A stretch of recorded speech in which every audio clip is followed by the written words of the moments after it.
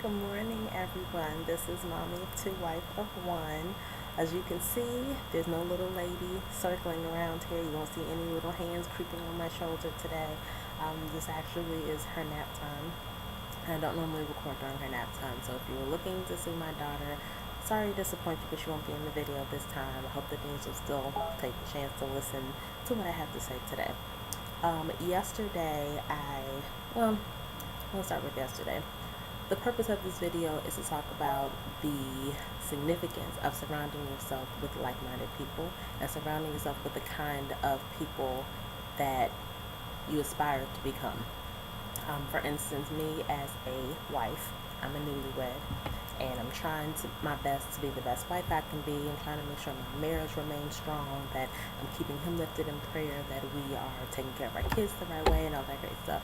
So for me, it's important for me to have people in my life who have those same goals and who has that same mission of being a great wife. And I have this group, I have two groups actually. I have one group of moms that I talk to all the time about being a mom and what can we do to, help them with their education and to help them become great citizens of society and blah, blah, blah.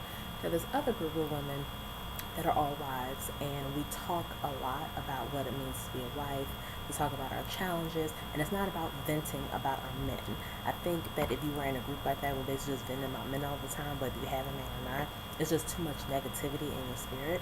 And this particular group that I'm in with these women, it's not even an official group. We're just all friends, and we all happen to be married, and our husbands, for the most part, all happen to be friends. And it's important for me to have a group like this because, again, it's not about me venting about my husband. It's about me getting advice on, okay, my marriage is great, it's wonderful, but I want to take it up a notch in this area. Or I need some ideas of ways that I can show my husband how much I love him. Or I need ideas on, how to make sure we have a steady date night every month, or whatever the case may be. And I just say all that to say that if that's what you're looking for, especially if a person who is not married, who you desire to be married, that doesn't mean you can't still hang out with your single friends. They're your friends for a reason. Continue to hang out with them, and that's fine. But if you want to be a married person, if that's your desire to be married, then you need to find at least a couple of your married friends and pick their brain and talk to them. Especially, and actually this is key, not just your married friends, but the friends who have happy marriages.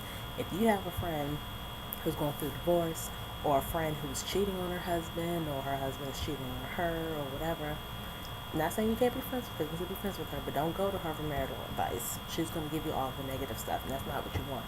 Marriage is hard work, but it's not a negative thing. When you find that person that God has sent for you, it's not going to be a negative thing. It's going to be your best friend. Everything's going to be, lovely and great and everything. And you're going to have your down times. There are going to be times when things don't go the way you want them to. There are going to be times when you have arguments, times when you disagree, times when you want to, smack their face. Don't do it, obviously.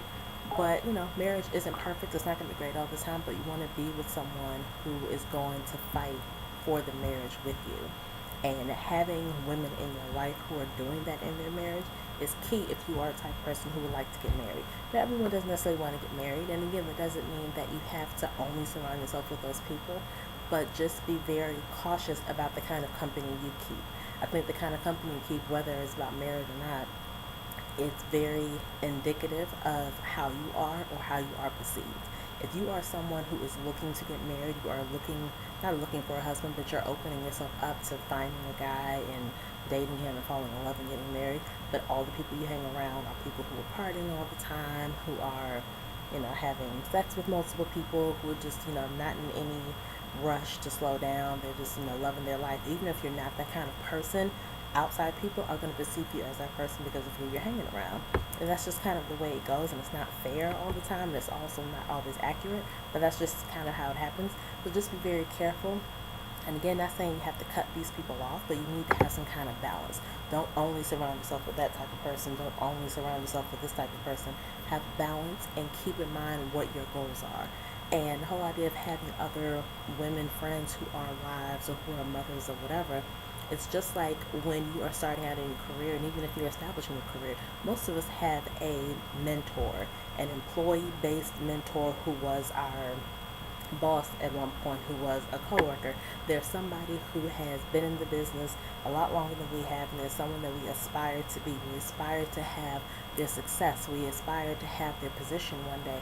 And so we talk to them about our own insecurities, and we talk to them about, okay, well, how can I get where you are, and what do you recommend? What kind of classes should I take? What kind of training should I do? What kind of community service should I do? Whatever it is. And if you have a mentor in that area, then why not have a mentor for your marriage? Or why not have a mentor when you're trying to have a marriage? It's basically the same thing, because being a wife, being a mother, it is a job, and it's a full-time job. So why not have people in your life who have already been there? They've been through the stress that can come along with planning a wedding. They've been through, the stress of dealing with in-laws. They've been through, the ups and downs of having children or having a miscarriage, having to take care of an elderly parent in your home when you're a new wife or a new husband. They've been through that stuff. So why not lean on those married friends who have had these experiences, so you can know how to handle them if they should happen to come up in your future. So that's basically my spiel for today.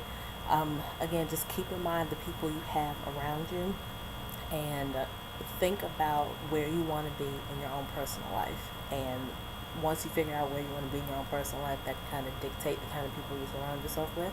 Just be very careful. And again, it's not about venting to people about your husband or about your spouse.